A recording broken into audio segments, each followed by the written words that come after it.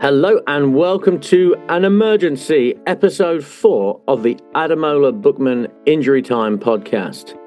I'm joined by my co-host Johhny Coughlin. Hi Johhny. Hey Al, how are you doing? I'm well, fella. And this week we are doing an all-time Nottingham Forest versus Manchester United five-a-side team. Oh baby. Why are we doing this, Johhny? Well, there's a big game tonight in United's tilt at the championship.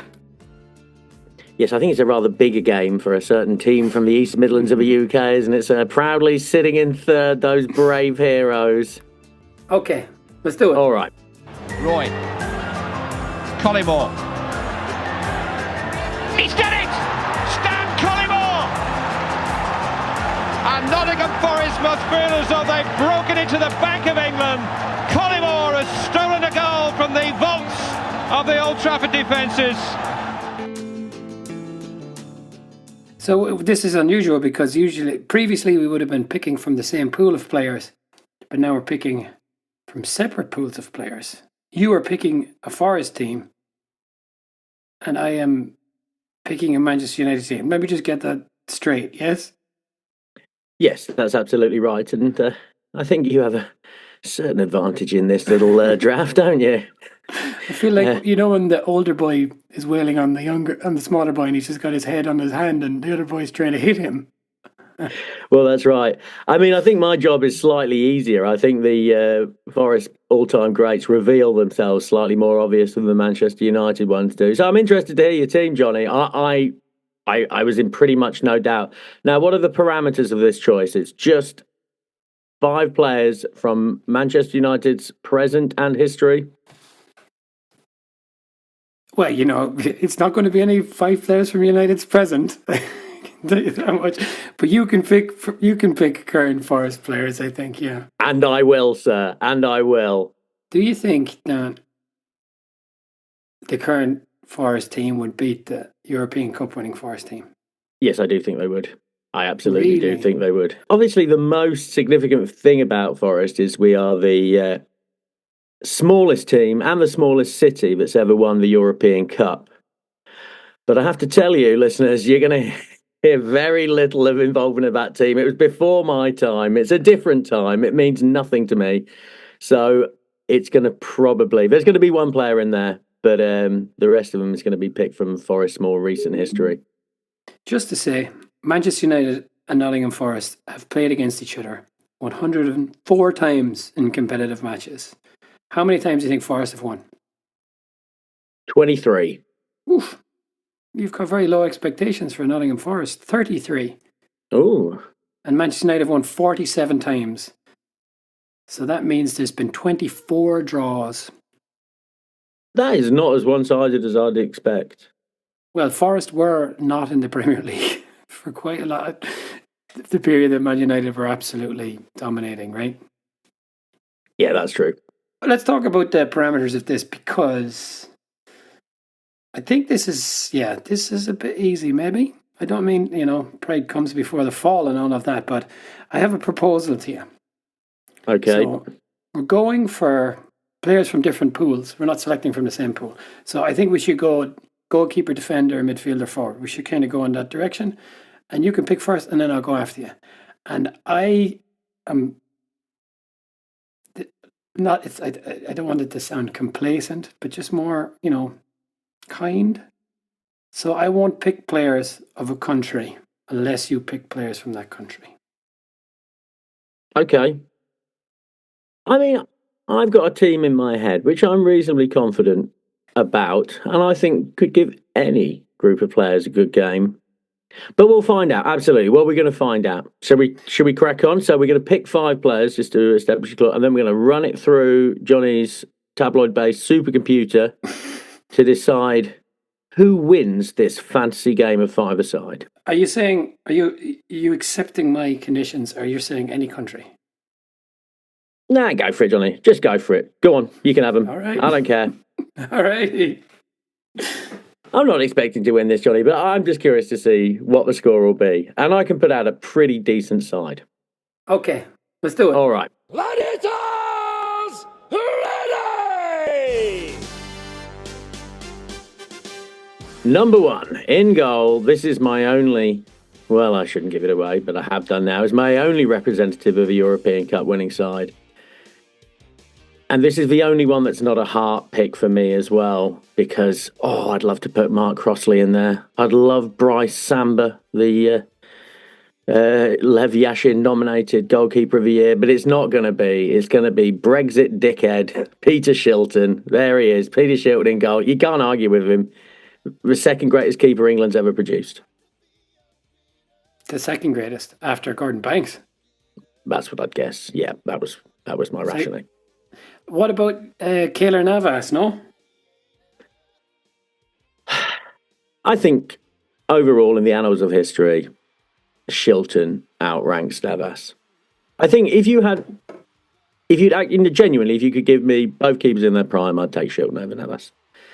So my number 1 is Peter Shilton. So I'll just say your goalkeeper for a while. I'll just get this over and done with, because we all know who it's going to be, don't we? We all do. But this was the hard one. If I was only able to pick like British players, essentially, who would I went for? Like Dean Henderson, Alex Stepney. Was that Bailey fella? Gary Bailey. I know nothing about those guys. But anyway, go ahead. Tell me who's my keeper. Now I've got an inkling. You're going to mind the current team. Is it Onana? It's not Onana. It's Peter Schmeichel, isn't it, Johnny? The Battle of the Peters. Yeah, Peter Schmeichel. I mean, for my money, he's the best keeper ever. He's the best keeper I've ever seen. I know people talk about other keepers, Alisson being better, but I don't think so. Just the pure presence of the man was terrifying. Yeah, he was spectacular back in the day. And he could launch those attacks with those big throws as well. It was all very exciting. Yeah, I think there is some modern revisionism about Schmeichel. But for my money, if you're a striker bearing down on goal, there's no one you'd like to see less than Peter Schmeichel standing in front of that goal, looking all big, making himself... I mean, no one made themselves big before Schmeichel, eh? It was Schmeichel who made that big star jump thing. Lovely stuff. Yeah. I'm just doing it right now. How many times do you think he played for Manchester United? Yeah, probably not that many, eh? 150? 292. It says here no goals, but he did score. He scored against Rotor Volgograd. Well, there's added significance, Johnny, because that was a night, I believe Manchester United still got knocked out of that tie, right? Yeah, it was 2-2, wasn't it? Yeah, and that meant that Nottingham Forest were the only remaining team in Europe post the Christmas break for that season. And we got a lot of mileage out of that, Johnny. One team in Europe, there's only one team in Europe, one team in Europe. When we were 5-0 down to Bayern Munich at home in the quarterfinals of the UEFA Cup, that's what we're still singing, one team in Europe. Alongside 10 German bombers. But I didn't involve myself in that, and even if I did, I was only a child, so I'm not to be blamed. Let's move on to defenders. Who have you got? All right. Well, this is the most obvious pick of all time, but I'm going for number 3, Stuart Pearce. I mean, my all-time favourite footballer. An absolute legend of the game. 72 caps for England, the most cap player Nottingham Forest have ever had. I think other than Southampton, there's no player that means as much to a fan base as Stuart Pearce meant to Nottingham Forest. He was a total legend. He'd come up to the crowd, Trent End and A block every game, wave his fist, psycho, psycho, psycho. Yeah, we loved him so much. It's a shame he came back to be manager and failed miserably. But yeah, that man is my favourite all-time footballer. I don't think he'll ever be replaced. He was magnificent as a defender. He was magnificent going forward. Yeah, arguably the greatest player to, well, I think maybe Harry Kane would have a shout about that, not to win the Premier League. But yeah, my next pick is Stuart Psycho Pearce. You were kind of welling up there a bit. That was pretty exciting. Tell me, when he came over shaking his fist, going psycho, was he saying psycho? No, he wasn't saying psycho. We were saying psycho, and he was just giving it the old chop. Yeah, magnificent. Okay. After, just one more thing. After 1990, at that point in my life, his penalty miss against Germany was the worst thing that had happened in my young and privileged life. I was genuinely devastated. And the next season, everywhere he went, you let your country down, those troglodytes. He scored like 20 goals that season, none of them penalties from fullback. What a man. What a man. I remember watching the one against Spain when he scored. Oh, I mean, how can I even not mention that? That's my favourite football memory. I mean, it is. That is my favourite moment in football ever. Now I am going to well up. Oh, mate, just exercise. But you could, I mean, you couldn't literally, but you could see the demons leaving his body. You could see them floating up into the ether. It was just a magical moment. Magical. Yeah, psycho. Yeah, we love him. We'll never see the like again. We'll never see the like again. He was, the greatest ever Nottingham Forest player. Okay, do you want to guess my defender? Oh, Phil Neville. Correct. Yeah, lovely. Well, that's it, because he can play lots of positions. Yeah, they're useful. And you can put him in your five-a-side cricket team. So this player has played 81 times for England, so he's already one up on Stuart Pearce, and he scored 3 times. Are you murking me, Johhny? Are you murking me? Well, yeah, it's Rio. I'm picking Rio.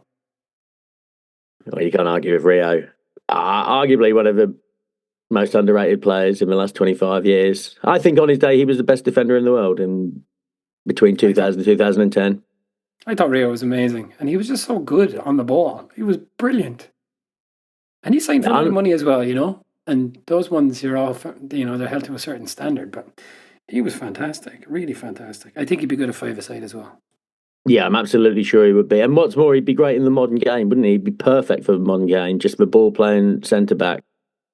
Let's move on. Midfield. Let's hear the Nottingham Forest midfield. Well, you can pick another defender. You can pick as many defenders as you want. You get to decide.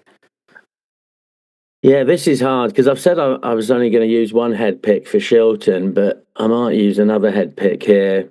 Yeah, for most Forest fans, this would be easy, but I think I've described in a previous episode how he told me to fuck off on my birthday. So my second pick is going to be, you'll never beat Des Walker, England international, pace to burn. I'm very conflicted about this choice, not only because of his meanness towards me and his kindness towards my brother, but also he famously only ever scored like 1 goal in his whole career, which he's just going to sit back. Yeah, all right. Des Walker is my next defender. I was so close to putting in Murillo from our current team. But unfortunately, Murillo, I don't know if you know, well, I doubt you do, but he started for Brazil against Argentina, his first ever Brazil game. They threw him in against Argentina. He was indirectly responsible for all 3 Argentina goals in the first half, and they hooked him at half-time. Look how they massacred my boy. And just to be clear, on the Des Walker thing, what hurt more, his meanness to you or the kindness to your brother? Well, it's the combination of the two, isn't it? It's the fact that he's been nice to my brother and then is mean to me. I remember, this is a little bit off topic, but when it used to be my birthday at my house when I was a kid, I'd be allowed to have anything I liked for breakfast. And I'd be like, Mum, I want ice cream and chocolate sauce. And my brother would be like, can I get ice cream and chocolate sauce And I'd be like, Mum, if you let him have ice cream and chocolate sauce on my birthday, that's going to ruin my birthday. So, yeah, the fact that he was nice to my brother and then mean to me just seems, just to catch you up, folks, my brother approached Des Walker when he was sitting with his family in a restaurant and he graciously granted him a photograph. I approached Des Walker at a hot dog stand in the Lace Market in Nottingham on my birthday, and he told me to fuck off. So, a complicated man, but a very, very, very good defender. So you're playing 2 defenders. I'm going to go for a midfielder. It's going to be Keano. Yeah, he was quite good at football, wasn't he, old Roy Keane? Quite good. I imagine he'd be good at five-a-side. It'd be horrible, wouldn't it? Imagine if you started playing five-a-side and Roy Keane was there. I'd go off crying, probably. It was that or Bobby Charlton, but what do I know really about Bobby Charlton at the end of the day? Okay, go ahead. Let's hear my next player. Another defender? Murillo? Well, it would be Milenkovic, but it's not going to be Milenkovic. And I'd just like to say a little sad sorry to Colin Cooper. I love you, Coops. I love you. But all right. Well, this is the one player from the current lineup, and I'm going to tear up with him as well. My God, I know he's going to hurt me someday. But for now, I love you, Morgan Gibbs-White. I love you so hard. Johhny, this player is so magnificent. And if you don't watch Forest week in, week out, people aren't seeing how good this kid is. He has a skill set, a very specific skill he can do where he can take a ball that comes out of the air, surrounded by men, turn around and drive on. I'm telling you, no one on earth can do it like him. No one, Lionel Messi can't do it like him. His range of passing, the lad runs and runs and runs. He's our vice captain, and he's only our vice captain because Ryan Yates was born in Lincoln as a lifelong Forest fan. He is the most talented Forest player I've ever seen, apart from my striker. But yeah, Morgan Gibbs-White, absolutely my favourite player in the current team. The fact that Marcus Rashford started above him in England, it causes me great pain. And as I say, I know that one day he's going to leave me. He's going to break my heart. But Morgan Gibbs-White is my attacking midfielder. And it's just a miraculous player, Johhny. A wonderful, wonderful footballer. I love him so much. That's touching. I mean, I do. I really passionately do. You know, I look at his little face. I was like, look at his lovely face. And my brother's like, he's got a scowly face. He's like, no. Look at his. I think he's handsome. I think we get along. I think we'd be friends. I want to play Call of Duty with him. God, I love him. He's just a magnificent player. If he could fucking shoot, he can't shoot. But if he could shoot, he'd be the best player in the world. But he can't shoot. Okay, well, let's stick on the topic of nice faces then. The Belfast boy himself. Old Georgie Best. Why the hell not?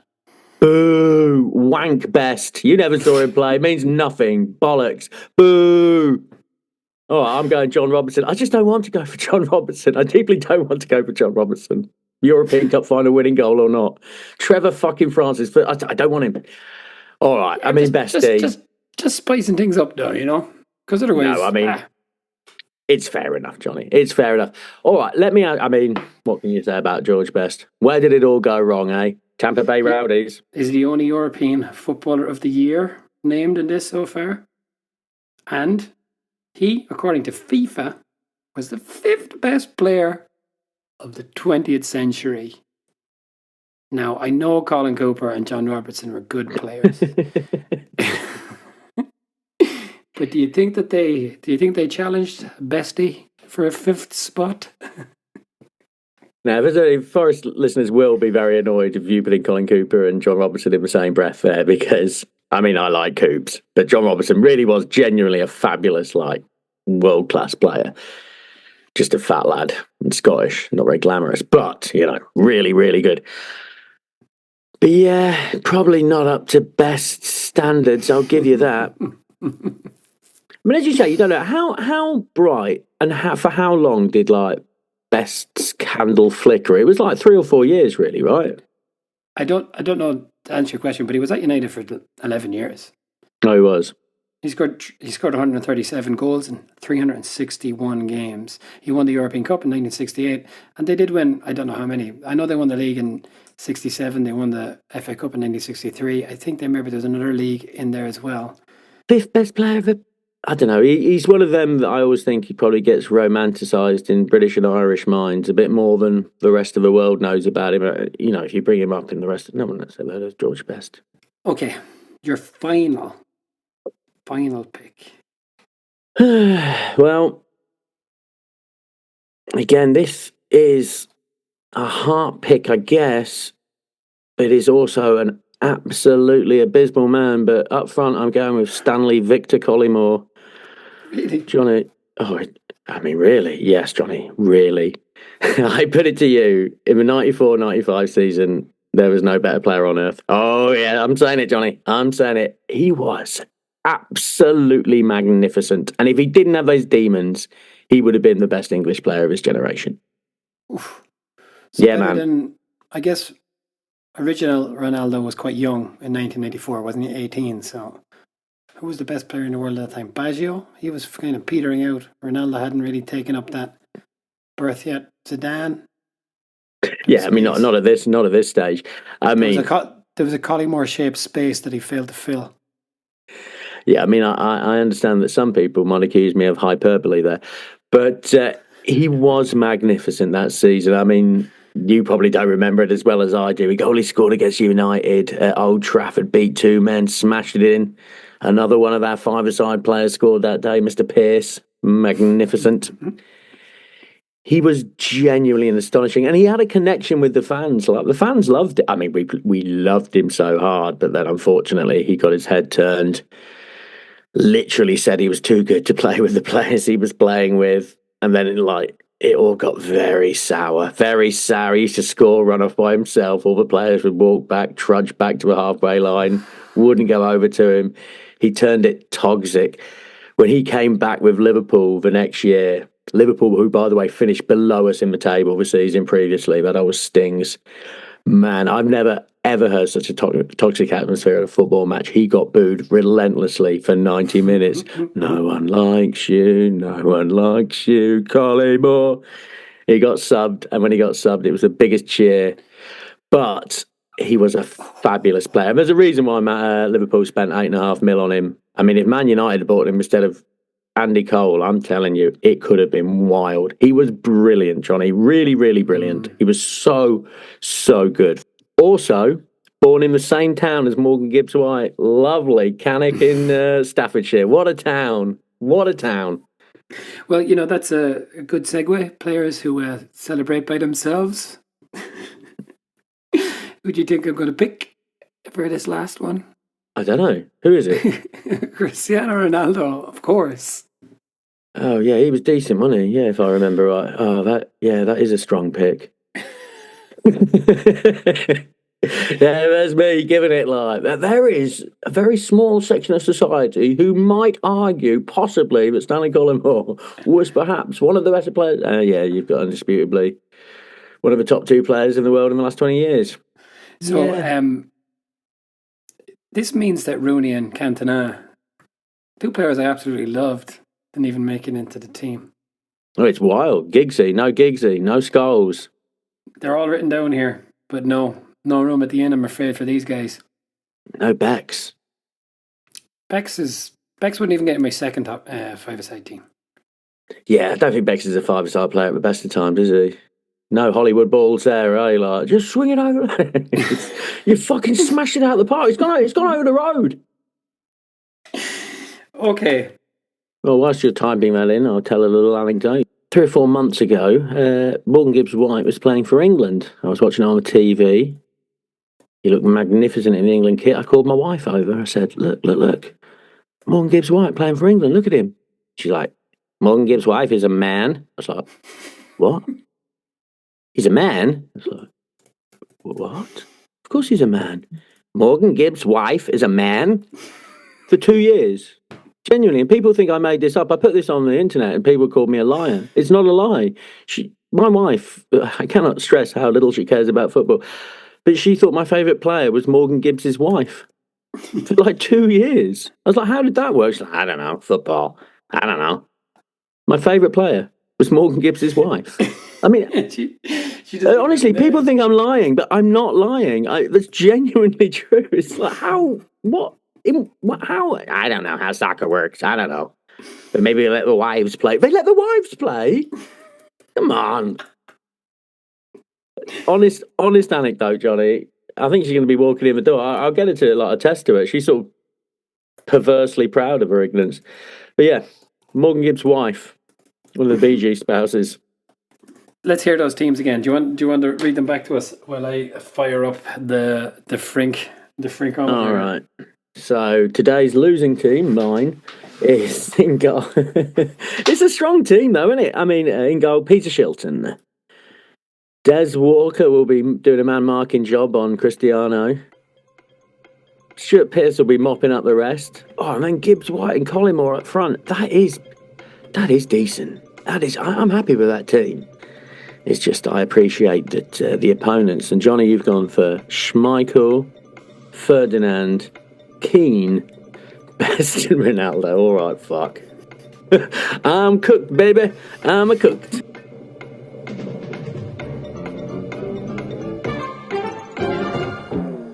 The results are in. Oh. Do you want to guess the score? After an hour, I said an hour of high intensity five-a-side. After an hour I'm going to go for 7-3 to the Manchester United team. Ooh, it was actually closer than that. 5-3 to Manchester United. Okay. That's all right. 2 goals from Cristiano Ronaldo, 2 from George Best, and 1 from Roy Keane.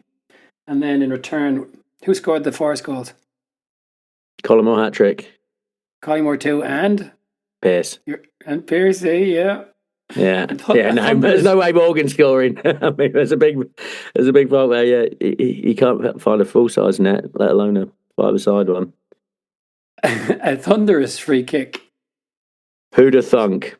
Here you go, very quickly. Why did United win? It was their attacking power. Best and Ronaldo was too much for Forest's defence.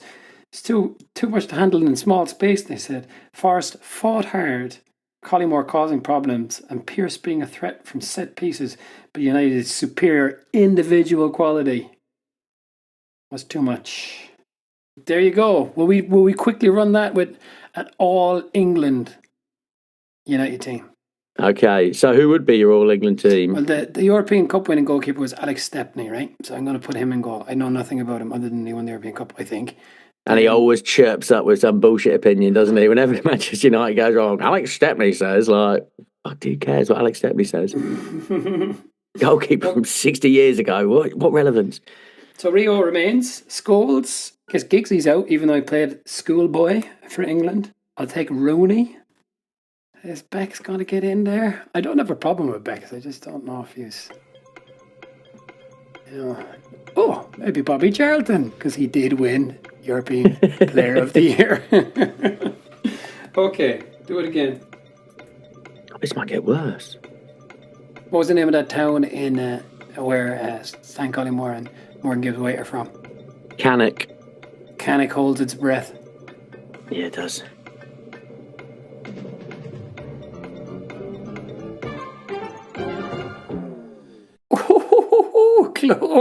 Close run thing. Do you want to guess the score? 4-3 United. 4-3 United. Fucking bollocks. United's midfield dominance. Ferdinand had Collymore in his pocket. Stepney, European Cup winning goalkeeper, was a weak link. It actually says this. I'm not fucking joking. If Forrest had a more physical midfielder like Roy Keane or John McGovern, I could have picked Roy Keane. Yes, he could have picked Roy Keane instead of Gibbs White. They might edge a 4-4 draw. Oh no, Al. I could have picked Roy Keane. What the fuck is wrong with me? Yeah, oh mate, get out Des Walker, get that pretty. Oh, shit the bed. I totally shit the bed. Oh, why didn't? And if I'd picked him, I wouldn't have let you pick him. That would have been legit. Johhny, I'm gutted. I really have ruined it. And even AI's laughing at me. Yeah, he's laughing at you, man. Okay, so a double victory and kind of a triple victory, really, because of this lovely little wrinkle at the end. I didn't even think of the Keane element either. Oh, that's fucking beautiful. Yeah, well, have this fucking victory, because tonight the proper Reds are going to get a proper fucking victory. That is a shit. That's ruined my day. I'm so... He was the crossover. He was my advantage if I just got him in first. If you got him in and then forced me to get Viv Anderson. Like the United Football Club now, we are mostly a nostalgia factory. That's what the club seems to think its kind of bread and butter is. So it's at least we have that. Well, yeah, you've had your run, didn't you? And who's to say you won't do again? But yeah, it's bleak for you guys. We'll be back. They're very much the America of football, aren't they? Like, one's great, and now we're really struggling with the ownership. All right, well, there we go. Another win for Johhny. What great news. You're sick as a parrot, Johhny. That really, I really biffed it. I did. I biffed it. I could have had that. Just... one Des Walker making me Roy Keane, of course. Okay, all right. Well, congratulations, Johhny. Good for you. Another win for you. Lovely stuff. I feel like I earned it. Okay, we're back next week with Chasing Lettuce. Take it, Lettuce. All right. Cheers, buddy. Thanks, Johnny. Congratulations. Yeah. Okay. Next time.